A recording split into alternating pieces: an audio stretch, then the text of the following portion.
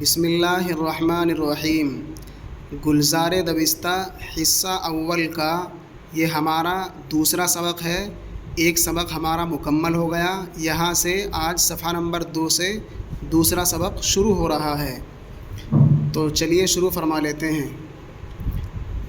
ضمیروں کی ترکیب کی خبری حالت پر اور ان کے واحد اور جمع پر خیال کرو، یعنی یہاں سے یہاں تک اس پوری سطر کے اندر اور پوری لائن کے اندر یہ جو ضمیر آپ نے پڑھی تھی تیسیر المبتدی میں، ہم نے آپ کو لائیو میں تیسیر المبتدی پڑھائی تھی۔ تو تیسیر المبتدی کے اندر ضمائر کی 3 قسمیں آئی تھی، اگرچہ ضمائر کی اور کتابوں میں ہم چونکہ اصول فارسی پڑھا رہے ہیں اس میں بھی پڑھائیں گے، اور ویسے بھی ہم بتلائیں گے ضمیر کی 6 قسمیں ہوتی ہیں فارسی میں، ٹھیک ہے؟ ضمیر کی 6 قسمیں ہوتی ہیں فارسی میں، تو وہ ہم سمجھائیں گے، لیکن فی الحال میں یہ بتلا رہا ہوں کہ تیسیر المبتدی کے اندر ضمائر کی 3 قسمیں آئی تھی۔ تو ان 3 قسموں میں سے یہ جو قسمیں ہیں ضمیر کی، ان ضمیروں کی خبری حالت بیان کر رہے ہیں کہ کہیں تو واحد ہے اور کہیں جمع ہے، ٹھیک ہے؟ چلیے، او ہست وہ ہے، او ہست وہ ہے، آہا ہستند، آہا کا ترجمہ وہ سب اور ہستند کا ترجمہ ہیں، وہ سب ہیں۔ تو ہستی، تو کا ترجمہ تو یا آپ اور ہستی کے معنی ہیں، تو ہے۔ شما ہستید، شما کا ترجمہ تم سب، ہستید کا ترجمہ ہو، تم سب ہو۔ من ہستم، من کا ترجمہ میں اور ہستم کا ترجمہ ہوں، میں ہوں۔ ما ہستیم، ما کا ترجمہ ہم سب اور ہستیم کا ترجمہ ہیں، ہم سب ہیں۔ تو دیکھیے پہلا والا جو تھا یعنی او، یہ تو واحد تھا، ٹھیک ہے؟ اور جو اس کے بعد جو ہے آہا، یہ جمع غائب تھی، جمع غائب کی ضمیر، یہ واحد غائب کی ضمیر تھی، یہ جمع غائب کی ضمیر تھی، اور تو یہ واحد حاضر کی ضمیر ہے، اور شما یہ جمع حاضر کی ضمیر ہے، اور من یہ واحد متکلم ہے یعنی واحد، اور ما جمع متکلم ہے۔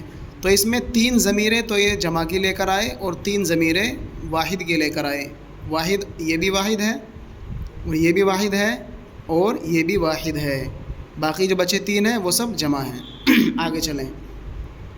نمبر 2، ضمیروں کی اضافت کی حالت دیکھو، یعنی یہ فرمانا چاہتے ہیں یہاں سے کہ ہم ضمیر کو بشکل اضافت لے کر آئے ہیں۔ کیا مطلب؟ جو آپ نے تیسیر المبتدی کے اندر مضاف اور مضاف الیہ یعنی مرکب اضافی پڑھا تھا، اس مرکب اضافی کو ضمیر کی شکل میں لے کر آ رہے ہیں۔ تو دیکھیے خرے او، اس کا گدھا، خرے او اس کا گدھا، تو یہاں خر کے معنی گدھا پیچھے بھی آیا تھا پچھلے صفحے میں یعنی پہلے سبق میں، اور یہاں بھی خر معنی گدھا ہی ہے یعنی دوسرے سبق میں بھی یہ لفظ آ گیا۔ البتہ یہ جو او ہے یہ ضمیر ہے، اب اس کی اضافت یعنی خر کی اضافت او یعنی ضمیر کی طرف ہو رہی ہے، اور پوری سطر میں اسی طرح ہو رہا ہے کہ ضمیر کی طرف اضافت ہو رہی ہے۔ خرے او اس کا گدھا، بود مانے تھا، اس کا گدھا تھا۔ خرے آہا بود، ان سب کا گدھا تھا، خر مانے گدھا اور آہا ان سب کا گدھا تھا۔ کتاب تو کجاست، کتاب مانے تو آپ جانتے ہیں، کتاب مانے کتاب، تو مانے تو یا آپ، اور کجا کے مانے کہاں۔ تیری کتاب کہاں ہے، تیری کتاب کہاں ہے، ٹھیک ہے؟ آگے چلیں۔ دیکھیے یہاں کوشچن مارک بھی آ رہا ہے اسی وجہ سے، کجا کی وجہ سے۔ خط شما خوب است، خط کے معنی خط اور تحریر، اور شما کے معنی تم سب، اور خوب کے معنی اچھی، تم سب کی تحریر اچھی ہے۔ خط من بد نیست، خط کے معنی خط، تحریر، اور من کے معنی میں یا میرا یا میری، اور بد کے معنی بری، اور نیست کے معنی نہیں ہے، میری تحریر بری نہیں ہے۔ سگے ماست، سگ کے معنی کتا، ماں کے معنی ہم یا ہمارا، اور است کا ترجمہ یہ سین ہے ست، اس کا ترجمہ ہے ہمارا کتا ہے۔ تو اس پوری سطر میں یعنی خرے او سے لے کر سگے ماں تک آپ جہاں بھی دیکھیں گے، دیکھیں جہاں جہاں میں قلم رکھوں گا یہ ضمائر پر رکھوں گا، او اس کی طرف، آہا اس کی طرف، تو اس کی طرف، شما اس کی طرف، اور من اس کی طرف، اور ما ان کی طرف، ان سب کی طرف اس سے پہلے آئے ہوئے اسم کی اضافت ہو رہی ہے اور یہ مرکب اضافی کی شکل بن رہی ہے۔ ویسے اگر ہم ترکیب کرنا چاہیں تو خر مضاف، او مضاف الیہ، خر اسم مضاف اور او ضمیر مضاف الیہ، ٹھیک ہے، مضاف مضاف الیہ سے مل کر مبتدا بن جائے گا، اور بود یہ خبر بن جائے گا، ٹھیک ہے۔ یہ ساری اسی طرح ترکیب ہوتی چلی جائیں گی۔ ویسے وہ بہت باریکی کی چیز ہے، میں نے آپ کو ویسے بتلا دیا ہے، کچھ حضرات جاننا چاہتے ہیں اس لیے میں نے ان کے لیے بتلا دی ایک ترکیب، سب میں ایسی ترکیب چلے گی۔ ان کی فاعلی حالت پر غور کرو، یعنی اس سطر میں جو یہ الفاظ آ رہے ہیں اور جو جملے آ رہے ہیں، فرما رہے ہیں کہ ان کی جو فاعل کی حالت ہے اس میں آپ غور کرو کہ کہیں تو فاعل واحد آ رہا ہے، کہیں جمع آ رہا ہے، ٹھیک ہے۔ او می گوید، او می گوید وہ کہتا ہے، وہ کہتا ہے۔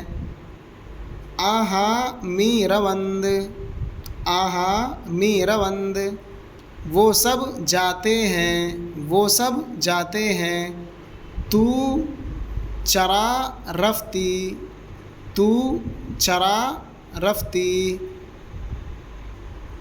تو یہ جو تو چرا رفتی ہے اس میں اس چرا کا ترجمہ کریں گے ہم کدھر، اور رفتی یہ ماضی ہے، مضارع نہیں ہے، اس لیے ہم ترجمہ کریں گے تو کدھر گیا، تو کدھر گیا۔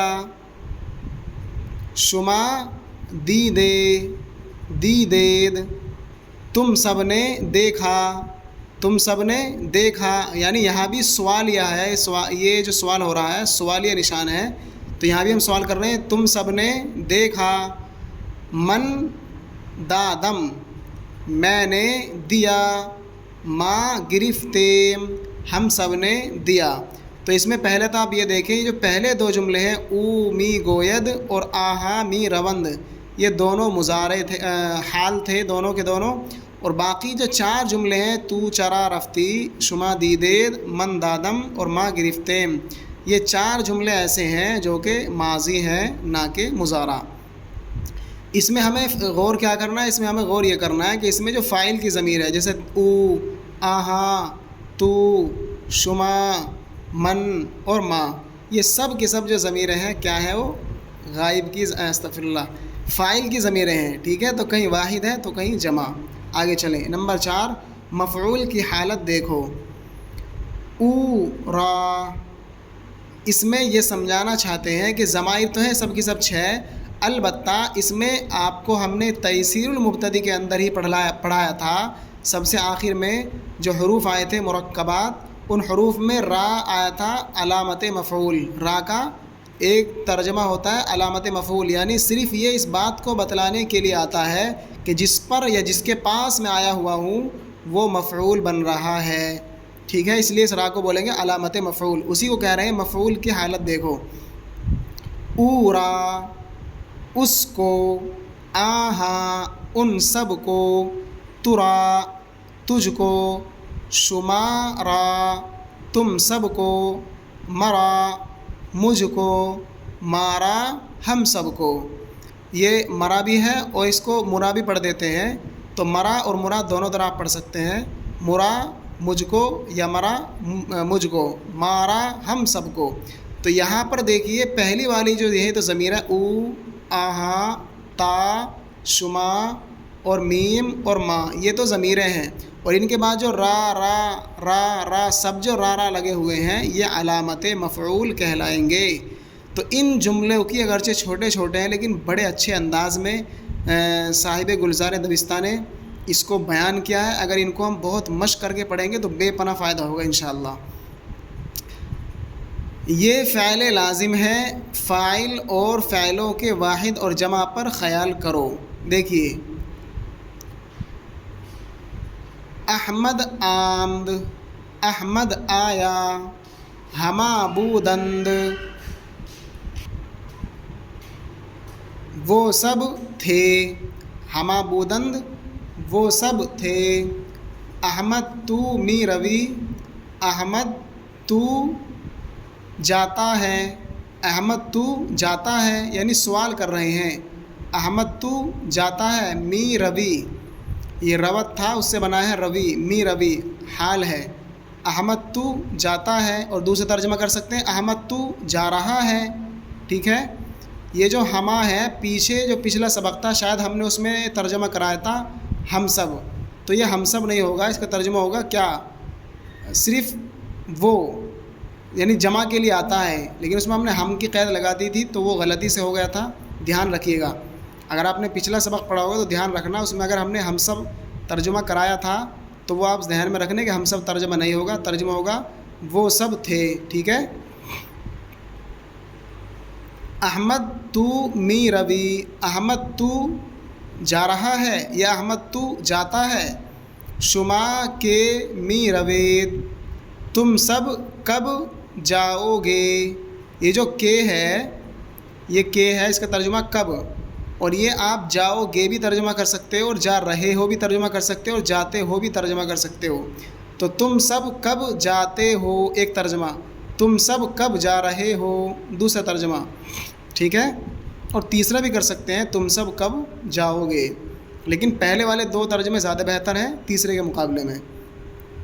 من می آیم، من می آیم، میں آ رہا ہوں یا میں آتا ہوں، ما نمی آئیم، ما نمی آئیم، ہم سب نہیں آتے ہیں، اور دوسرا ترجمہ ہم سب نہیں آ رہے ہیں۔ نہیں جو ترجمہ کیا ہے اس نون کا کیا ہے جو منفی بنانے کے لیے آتا ہے، ٹھیک ہے۔ یہ بھی ہم نے تیسیر المبتدی کے اندر آپ کو سمجھایا تھا کہ منفی بنانے قاعدہ کیا ہے اور کس طرح بنتا ہے، تو یہ اسی کے تحت ہم نے آپ کو سمجھایا تھا، اور وہ یہ آیا ہوا ہے نون منفی کے لیے۔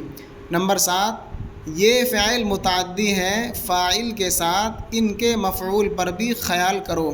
اوپر تو فعل لازم کو لے کر آئے تھے، آپ کو معلوم ہے یہ بھی تیسیر مبتدی کے اندر پڑھایا تھا ہم نے کہ فعل لازم کو مفعول بھی کی ضرورت نہیں ہوتی ہے، جبکہ فعل متعدی کو مفعول بھی کی ضرورت ہوتی ہے، تو اس میں تو آ نہیں سکتے چونکہ لازم ہے، لیکن فعل متعدی میں مفعول بھی آئیں گے اور نہیں بھی آئیں گے، وہ آپ کی مرضی ہے، لیکن ضرورت پڑتی ہے۔